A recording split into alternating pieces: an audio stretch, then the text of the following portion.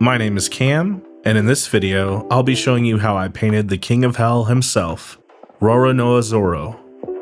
I used a lot of paint on this model. I'll be showcasing the entirety of my painting process and diving deep on how I used each paint and why. So prepare to get lost in a sea of paint. This model is from Samiho Studios. Out of all the printable models of Zoro, this is the best one I've seen by far. Zoro is my all-time favorite character in One Piece, so when I saw this pop up on my Instagram feed, I immediately asked the creator when the file would be available. Then, a few weeks later, I printed the model and got it ready for surface prep. Before applying paint, it's crucial to thoroughly prepare the surface of the model. Even after careful post-processing, small imperfections from the printing process often remain. Here, I'm sanding the model to smooth away leftover support marks and imperfections. Support damage can wreck a paint job, and no amount of primer or paint will conceal it. In fact, paint will only highlight these issues if the surface isn't carefully prepared. If you're aiming for a truly professional finish, investing the extra time and attention during this step makes all the difference. After sanding, I'll dust off the model in preparation for priming. This is something I'm trying to be better about because dust is another thing that will just kill your paint job. For the clear parts, like these energy effects, I'm using multi-primer from Jumpwind. This multi-primer is transparent, making it perfect for priming clear parts without losing their transparency. For everything else, I'm using Surfacer Evo from Gaia Notes, this time in white. A white primer or surfacer provides a neutral foundation that doesn't shift your paint's tone as dramatically as, say, a black or a gray primer would. This makes white surfacer especially effective for skin tone and gives me better control over the color balance of the finished piece. For the clear pieces, I was curious to see if the underpainting techniques I learned with opaque parts would be effective when painting the energy effects. First, I sprayed clear purple onto the underside of the pieces, simulating the shadows. Next, from above, I painted clear red where the highlights would traditionally be. And finally, I applied an even coat of clear pink across the entire piece. The goal here was for the clear pink to blend softly with the underlying purple and red, adding depth and visual complexity to the final color. Did I succeed? I don't know, but I think the effect turned out nicely. It definitely looks far more interesting than if I had just sprayed clear pink onto the bare part. The additional layers do seem to imply a bit of movement to the flames, or at the very least, it looks cool. So I'll call it a win in my book.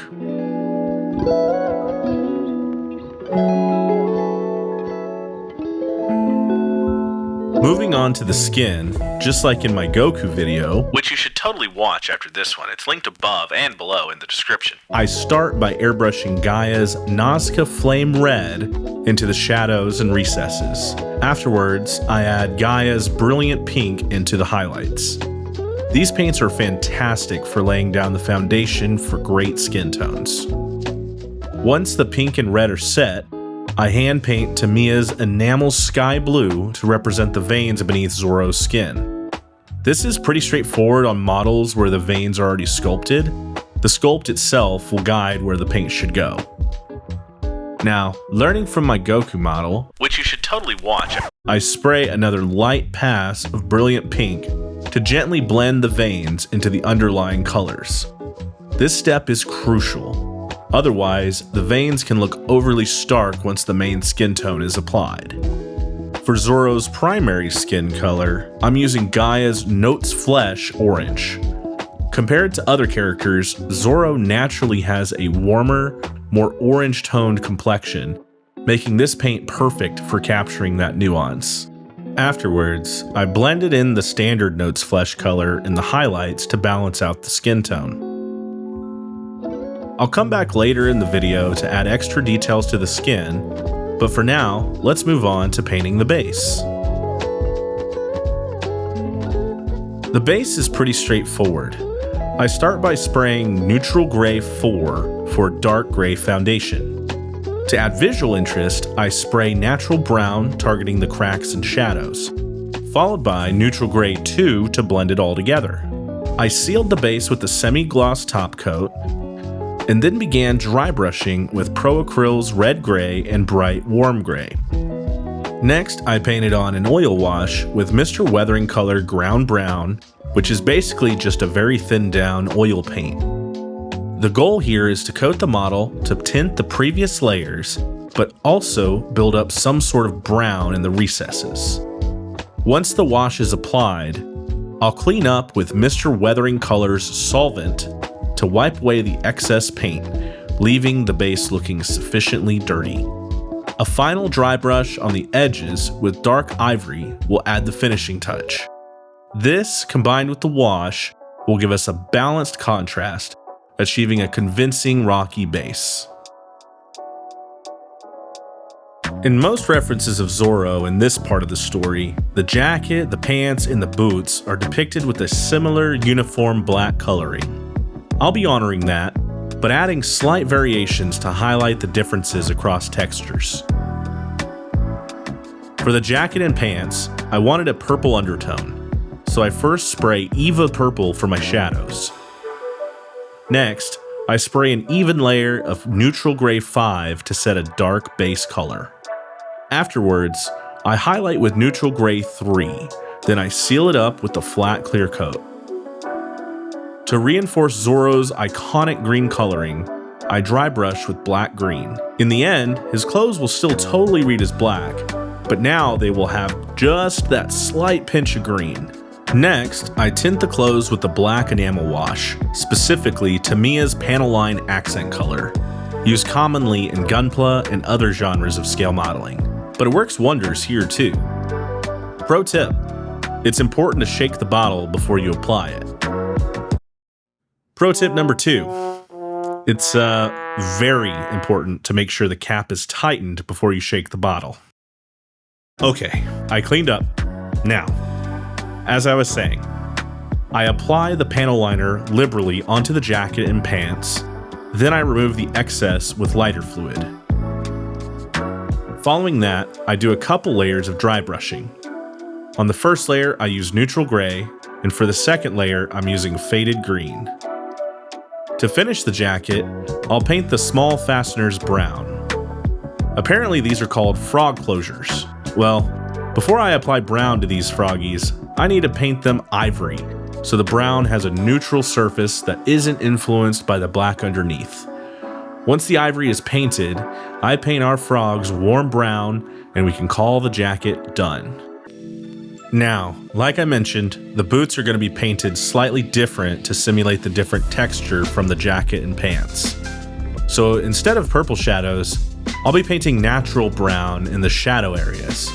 Then, an even layer of neutral gray 4, but that ended up being a bit lighter than I wanted it to be, so I did a light shadow layer with neutral gray 5 to bring in a bit more darkness to the boots. I do still want them to read as black after all. Afterwards, I sealed the boots with a semi-gloss top coat. This will help to sell the different texture of the boots. To simulate dirt and wear, I'll dry brush black-brown. Then, I'll darken the boots with the same enamel wash process from before, minus the spills, of course. I'll finish the boots with a final dry brush of neutral gray. There's not a whole lot of vibrant color on this model, so I wanted to go all out on the red sash and the green waistband. For the red sash, I started with whole red in the shadows and the inner folds. In the highlights, I brought back my best friend, Gaia's brilliant pink. Then I spray an even layer of wine red. This will grant a nice deep tone to the red. Next, I painted Mr. Color 327 in a mostly even layer, but skewing a bit more into the highlights. This is already looking pretty good, but I'm going to push it to the next level. So I spray clear red to deepen the red even further. Okay, let's pause on this and start work on the green waistband. For the shadows, I painted Eva Purple, and in the highlights, I painted Eva Orange. These two colors serve as a great undertone for green. So next, I spray an even layer of Mr. Color green, then yellow green from above to form the highlights, and then finishing it off with the semi-gloss top coat. Going back to the red, just like I did with the jacket and boots, I'm using the enamel wash to darken the red. Of course, this did dull the red a little bit, so I'll bring back a bit of the vibrancy of the red by dry brushing bold Pyrrole red, and then we'll add some contrast and hint towards some slight weathering by dry brushing beige red. The beige red gives it just a slight hint of wear, which will finish off my work on the sash. Back to the green, I'm adding a dark brown enamel wash in the grooves of the waistband. Naturally, the wash will cover up some of the other parts of the waistband too, but my focus is in the grooves. So I cleaned that up, but I lost a lot of the brown I was hoping would stay in the grooves. So I went in and hand painted in dark umber to deepen the brown. To finish off the green, I dry brushed Pro Acryl's yellow green, bright yellow green, and faded green. And now the waistband is done. Okay, I know that I just mentioned that there isn't a lot of color on this model, but Zoro's swords do actually have quite a bit of color. So I tried my best to pull in a ton of references for all three so I can get them just right. For all three blades, I used Jump Wind's Meteoric Iron, but one mistake I made here, I should have laid down gloss black underneath the metallic. And I usually do, but I was trying to save time, and I heard that these paints don't actually need a gloss black base, but in my experience, it does definitely make a difference, and it is worth the effort. Well, either way, these did still come out good enough, so I'll keep them as is. Okay. Moving on to the specific swords. For Enma, I painted Eva Purple on the scabbard and hilt. For Wado Ichimonji, I used a 50-50 mix of Mr. Color 311 and 316. This creates a muted but warm off-white mix popularized in the Mecha and Gunpla community by @Yupa00. For Sandai Kitetsu, I painted the hilt with neutral gray 5. And for the scabbard, I did a 50-50 mix of Mr. Color Hull Red and Mr. Color 327. Okay, the first round of airbrushing is complete, so next I'll mask off different parts of each blade, hilt, and scabbard, and then move on to the next colors to paint. For Enma, I went ahead and painted Mr. Color 327 on the rope details of the scabbard. Next, I prepare to paint the gold details of each sword. This time I definitely laid down a gloss black first. Afterwards, I painted all the gold details of each piece with dark gold from Inkaret. This is actually my go-to paint for gold. It's muted and subtle, it's not very flashy, which is what I was going for. Alright, time to unmask. I always love this part. The reveal is so rewarding. I try not to keep my masking tape on for more than 24 hours though, so I try to mask, paint, and unmask in the same day to mitigate any paint pulling off with my masking tape. There's a few details left that I need to hand paint. For Enma, I try to hand paint a bit of the dark gold I used earlier, but I haven't quite figured out how to hand paint lacquer. If you have any tips on how to hand paint with lacquer, let me know in the comments. I'd love to be able to hand paint using the same paints I airbrush with. That said, I went over it again with Pro Acryl's bronze to finish up those details. Moving on to Sandai Kitetsu, I paint warm brown on the leather wraps, and then I dry brush light umber onto that warm brown layer to create a worn leather effect. I also dry brushed the light umber onto the hilt, but I kept my brush a bit more saturated than I typically would for dry brushing, and instead of aiming for the raised areas, I pushed the paint into the recesses and steadily wiped off the paint from the raised areas as I painted it on. Maybe not the best technique, but it worked out and I think it looks great. Lastly, in the grooves of the scabbard, I use a dark brown enamel wash. For Wado Ichimonji, I painted in the little diamonds on the hilt with dark plum. Then I dry brushed bright warm gray. I should have dry brushed this first though, to be honest, because I had to go right over the diamonds again with the dark plum. To finalize the swords, I painted silver on the front edge of each blade. For Enma, I see a lot of depictions with this purple pattern on the blade, so I try to represent that as well using a transparent purple.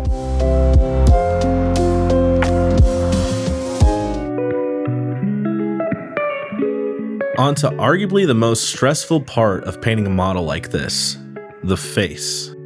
Well, first I'm actually going to do the hair.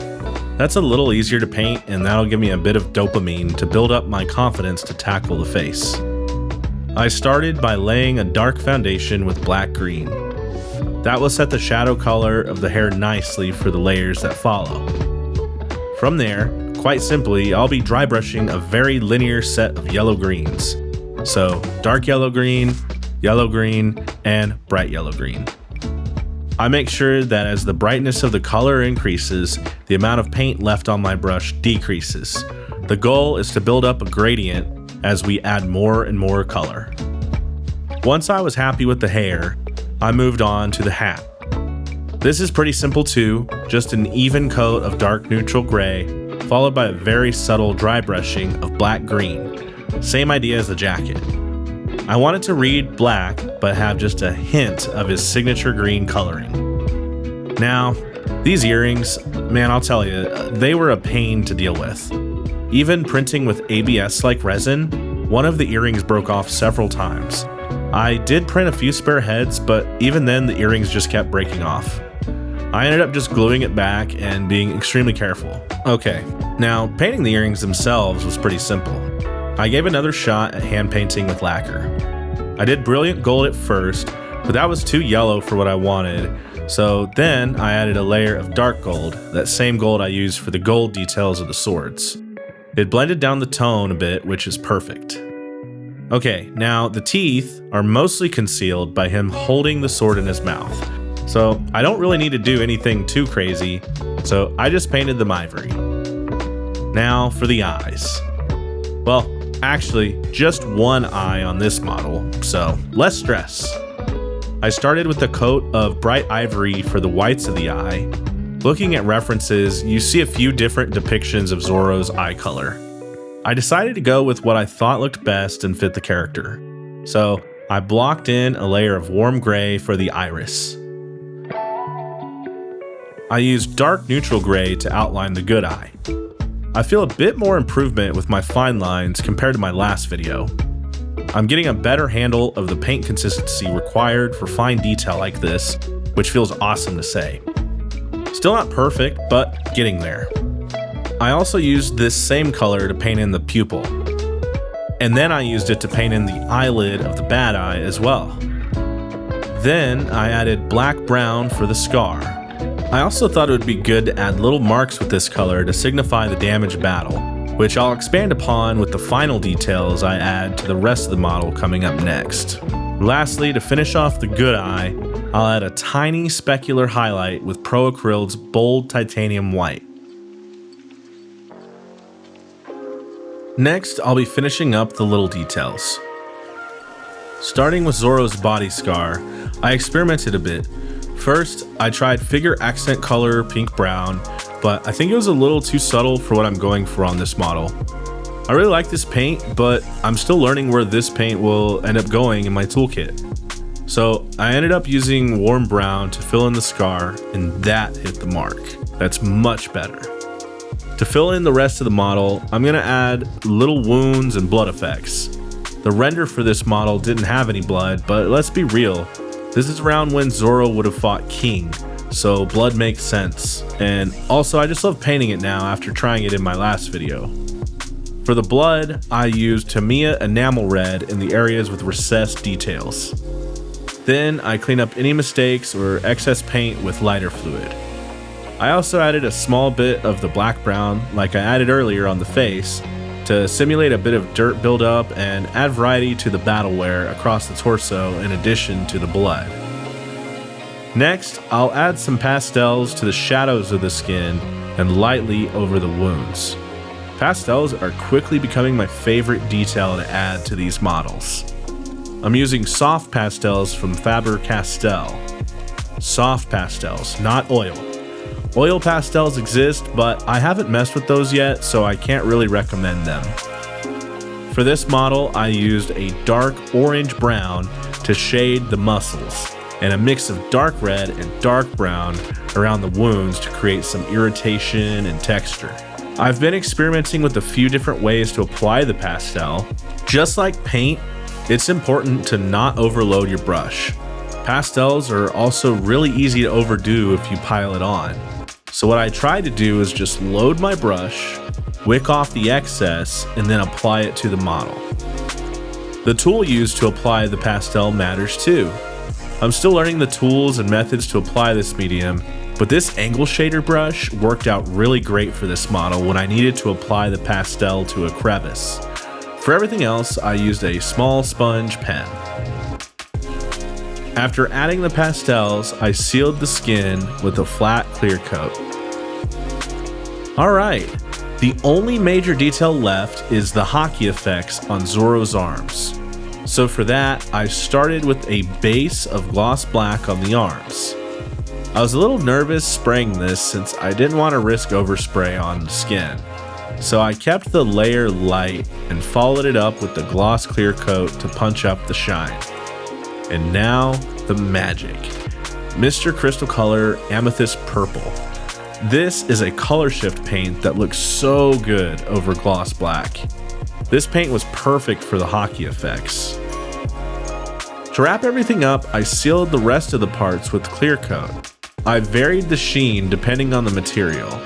Flat coat on some parts like the jacket and the waistband, gloss on the blades, and semi-gloss on the boots and the sash. This is going to seal up my paint job, but it's also going to give different texture depending on what piece of the model is coated in what varnish. My journey with One Piece has been an interesting one. I never liked it much growing up. It wasn't until the live-action adaptation was released that I paid any attention to it. But once I was in, boy, I was all in. If you know me, you know I've turned into quite a fanatic for One Piece. After finishing the live-action, I started reading the manga, and I actually caught up to the current chapters during the making of this video, and I'm dying to know what happens next. Elbaf has been pretty great, right?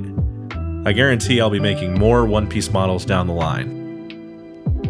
Well, now that Zoro's assembled, I'm done, right? Wrong. Unfortunately, the sword in his mouth is warped and bent.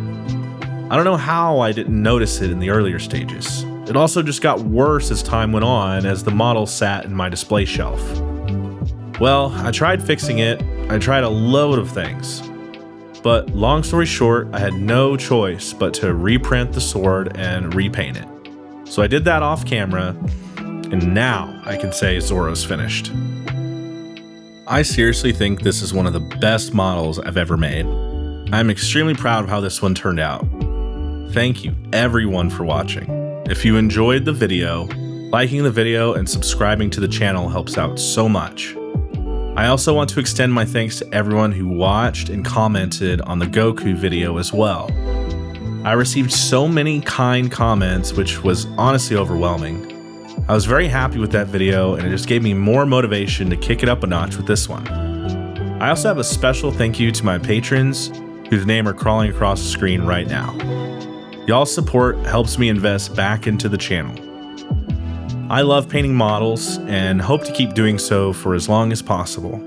I'm going to try and put out more videos documenting my process and do better with each one. If you have any suggestions on techniques or topics you would like me to expand on, be sure to let me know. And if you'd like to connect beyond the videos, links to my Instagram and Discord are in the description. And with that, I'll leave you all with the B-roll.